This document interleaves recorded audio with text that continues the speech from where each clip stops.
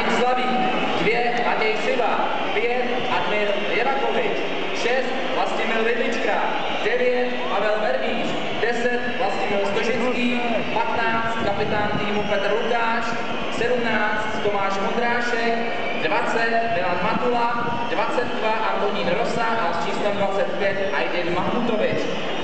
V lavici náhradníků budou připraveni s číslem 30 Tomáš Grigár, 3 David Jablonský, 11 Lukáš Zoubele, 12 Michal Doležal, 19 Jakub Mareš a s číslem 24 Richard Veverka. Trenér hostí je Jiří Plíšek, no a my Spartani už upíráme pozornost na plochu Generali Areny. Jirka je připraven, připravte se i vy v ochoze.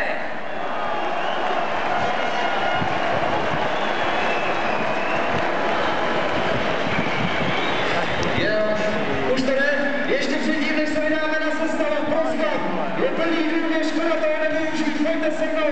Já řeknu číslo, jméno a vy příjmení. Před námi je sestava domácího týmu AC Sparta Praha.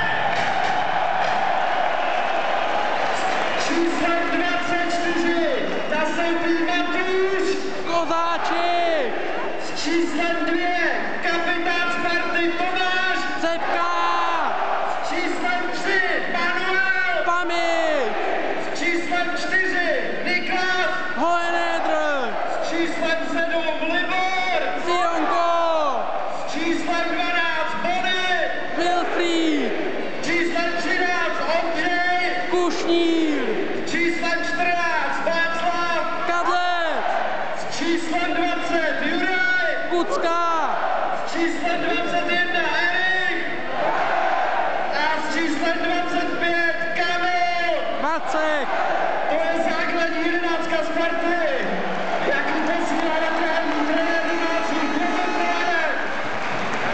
Spartani jste skvělí, my všichni věříme, že to vydržíme až do 90. minuty a budeme se tady radovat z titulu.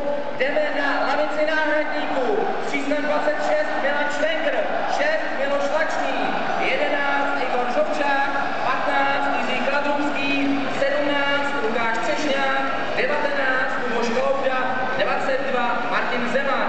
Hlavním rozhodčím dnešního utkání bude Michal Paták, na čaráku budou asistovat Miroslav Slával a Jiří. Delegáty dnešního utkání jsou Zdeněk Krumplík a Josef Bajer. Tak dáme sami vidíte, kluci si to tady za mnou chystají. Vlajkonoši, pojďte mezi nás.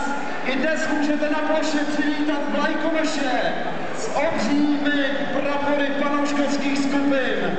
Každý prapor reprezentuje skupiny fanoušků, které můžete potkat na domácích i venkovních utkáních. Počet vlajek se postupně rozrůstá a dnes tak můžete poprvé vidět na ploše prapory fakt hluboký nesnad zázadou. Fanoušků z Vlhkohradu a skupiny Věnom Kůr. Jistě si zaslouží vaše přivítání a pokud si myslíte, že i vaše skupina by měla být zastoupena vlajkonošem přímo na ploše Generali Areny,